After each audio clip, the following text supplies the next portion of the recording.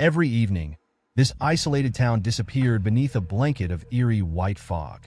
A warning echoed over the loudspeakers, ordering everyone to return home immediately and lock every door and window, as if unspeakable monsters were lurking inside the mist. Yet one man ignored the warning and ventured out alone, determined to search for the legendary miracle medicine hidden somewhere beyond the fog. Welcome to Netflix's latest 2026 horror thriller, Bloody Smart. Jichi arrived in Chongming town after spending an entire day on a bus followed by a 30-minute cable car ride with her mother.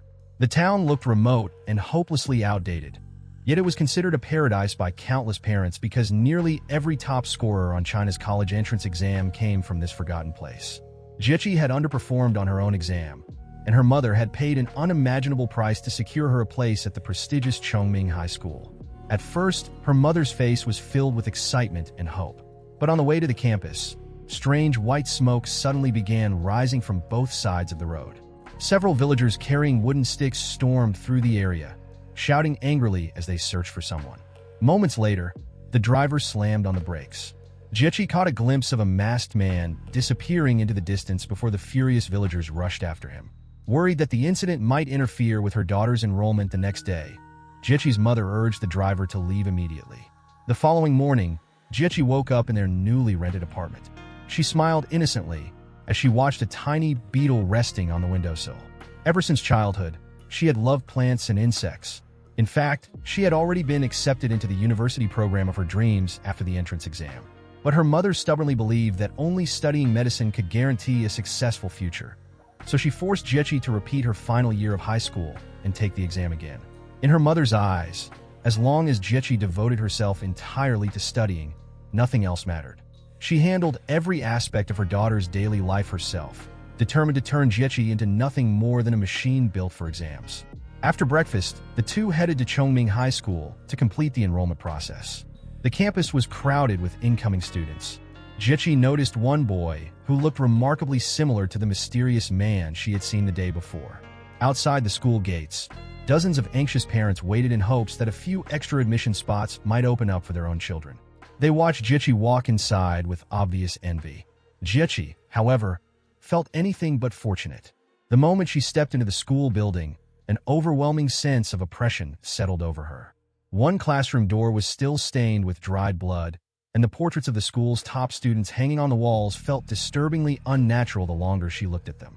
Jichi was assigned to Class 9, the special repeat year class.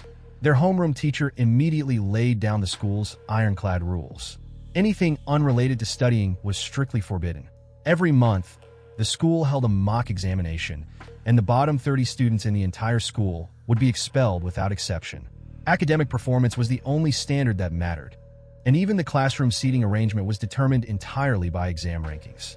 Confused, Jichi quietly sat down at the only empty desk.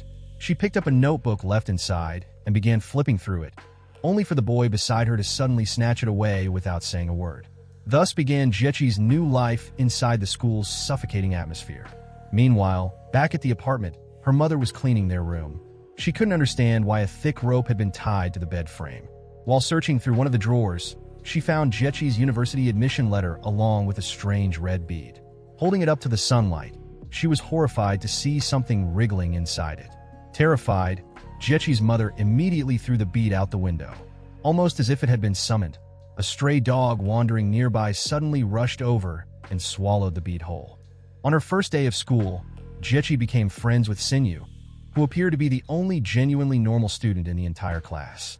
Sinyu warned her that the safest way to survive at Chongming High School was to keep an extremely low profile because students who acted differently rarely ended well. A classmate named Lei used to enjoy playing pranks on everyone, but he had mysteriously stopped coming to school altogether. Then there was Wu, the strange boy who had cursed Jichi. He had once been recognized as one of the school's brightest students, but because of his antisocial personality and his habit of cursing people, the entire class eventually turned against him. Jichi felt a chill run down her spine. Earlier, Wu had casually cursed her with a stomachache, and shortly after class, the pain had actually struck. Could it really be possible that his curses came true? Back at the apartment, Jichi's mother tried to build a good relationship with the neighbors by preparing a plate of braised chicken drumsticks and bringing it across the hall.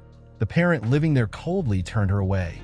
Just then, the family's daughter returned home from school, so Jiechi's mother offered the food to the girl instead. The student accepted it with a grateful smile. But the moment she closed the door, she dumped every drumstick straight into the trash. It was becoming increasingly obvious that very few people in this town behaved normally. Curious about everything around her, Jiechi wandered off on her way to evening self-study when she noticed the entrance to a nearby forest blocked by heavy chains. Unable to resist, she slipped inside. Before long, she spotted several villagers carrying a man whose hands were tightly bound. Was this the same masked fugitive who had escaped the day before? Jiechi hid silently behind a tree as the villagers carried the prisoner into a tent. She overheard them muttering that another person was still on the run. While searching the captive, they found several strange red fruits and were shocked that he had somehow managed to obtain them. After a brief discussion, they casually declared that the man would be turned into fertilizer. Whatever secret Chongming town was hiding, it was far more horrifying than Jiechi had imagined. Because she had skipped evening study without permission, Jiechi returned to find her homeroom teacher furious. Not only did he deduct points from the entire class, but he also forced every student to run laps as punishment. The collective punishment instantly made Jiechi the target of everyone's resentment.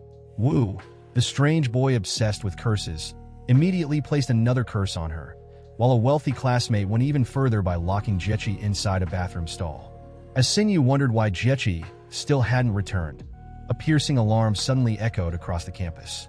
The school broadcast ordered every student to put on a mask immediately, return home, and lock all doors and windows. Anyone remaining outside would be considered in serious violation of school regulations. The students reacted like frightened animals, hurriedly pulling out face masks before sprinting toward the school gates. An overwhelming tension filled the air, as though some unspeakable creature had begun roaming the isolated town beneath the gathering fog. Still trapped inside the restroom, Jiechi eventually managed to climb out of the stall, only to discover that the entire school had been deserted. As she walked down a silent corridor, a girl's desperate cry for help suddenly echoed from one of the classrooms. Summoning her courage, Jiechi slowly pushed open the classroom door. She could just make out a girl sitting quietly at one of the desks. But when Jiechi blinked and turned her head, the girl had completely vanished. Confused, she looked around until her eyes landed on the blackboard. Written across it in large letters was her own name. As she cautiously stepped closer, a dark figure suddenly burst out from the shadows. Jiechi screamed and bolted into the hallway, only to find both sides lined with countless ghostly silhouettes shrouded in swirling mist. Instinctively, she stumbled back into the classroom, but the shadowy figures began following her inside. Some time later, Jiechi slowly woke up on the classroom floor. Had everything she experienced been nothing more than a hallucination? She staggered out of the school and found the streets still swallowed by thick white fog.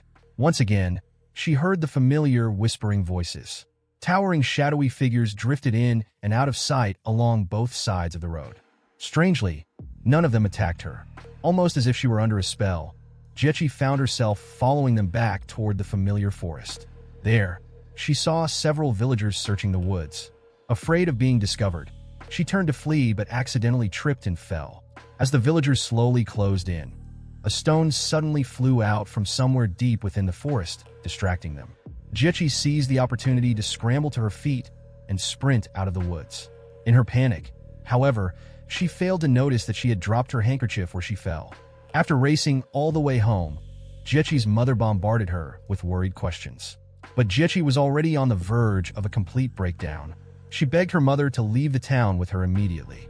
Instead of listening, her mother scolded her for being immature, insisting that after sacrificing so much to secure a place in Chongming High School's repeat class, there was absolutely no way they could give up halfway through. Jiechi finally exploded. "You've never cared about how I feel." To her surprise, her mother lowered her voice and quietly admitted that there was no home left to return to. To obtain Jiechi's place at Chongming High School, she had already sold their house. Tearfully, she confessed how her life had fallen apart. Her husband had abandoned her, she had no friends left, and everyone looked down on her. Jiechi had become the only chance she had to turn her life around. As long as her daughter could succeed, she was willing to sacrifice absolutely everything. Jiechi's face gradually turned pale. For the first time, she truly understood that her future had never belonged to her. In her mother's eyes, she wasn't a daughter pursuing her own dreams. She was merely the final piece in a desperate attempt to redeem a lifetime of failure. Meanwhile, a group of furious villagers stormed into the principal's office, insisting that the strange fog blanketing the town had been caused by students from the school starting fires in the forest. They claimed the handkerchief they had found there was proof. Although the principal tried to save face by insisting that none of his students would ever do such a thing, one villager coldly reminded him, "Don't forget who made Chongming High School famous in the first place." It became increasingly clear that the school and the villagers were bound together by some kind of long-standing arrangement. The school's incredible academic success was almost certainly built upon a hidden secret. The next morning, Jiechi arrived at school to find her homeroom teacher carrying the recovered handkerchief from classroom to classroom, demanding to know who it belonged to. Naturally, no one was foolish enough to admit it. Even though the teacher seemed to suspect the truth, he knew that acknowledging one of his own students had caused the fire, and possibly the mysterious fog, would only earn the principal's wrath. Just when Jiechi believed she had escaped suspicion, she discovered that the villagers had gathered outside the school gates to identify the culprit themselves. Fortunately, Sinyu stepped forward to defend her. Another classmate, Chun, also volunteered to testify, explaining that Jiechi's injured ankle hadn't come from fleeing through the forest, but from twisting it during the punishment run the previous day. Thanks to both of them, Jiechi narrowly escaped exposure. Later, Jiechi returned to the forest, intending only to release a small insect back into nature. Suddenly, a disheveled woman appeared behind her. Chun immediately recognized her as Lei's mother. Jiechi suddenly remembered Sinyu mentioning that a missing classmate from their class was named Lei. Chun nodded and explained that he and Lei had entered Chongming High School together as repeat students. Ever since Lei mysteriously disappeared, Chun had gone out searching for him every single night. Only then did Jiechi finally realize that the masked man she had encountered on her first night, along with the mysterious person who had saved her in the forest, had both been Chun.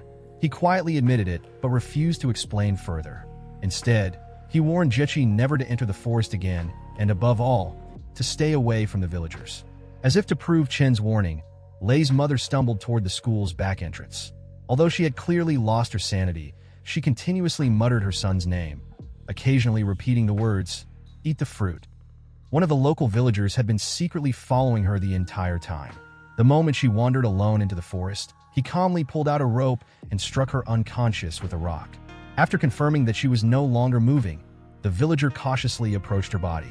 Growing from her neck was a strange red plant, and the man in the duckbill cap stared at it with unmistakable obsession. He quietly loaded Lei's unconscious mother onto a handcart. Along the way, he overheard two other villagers discussing someone illegally cultivating the mysterious fruit.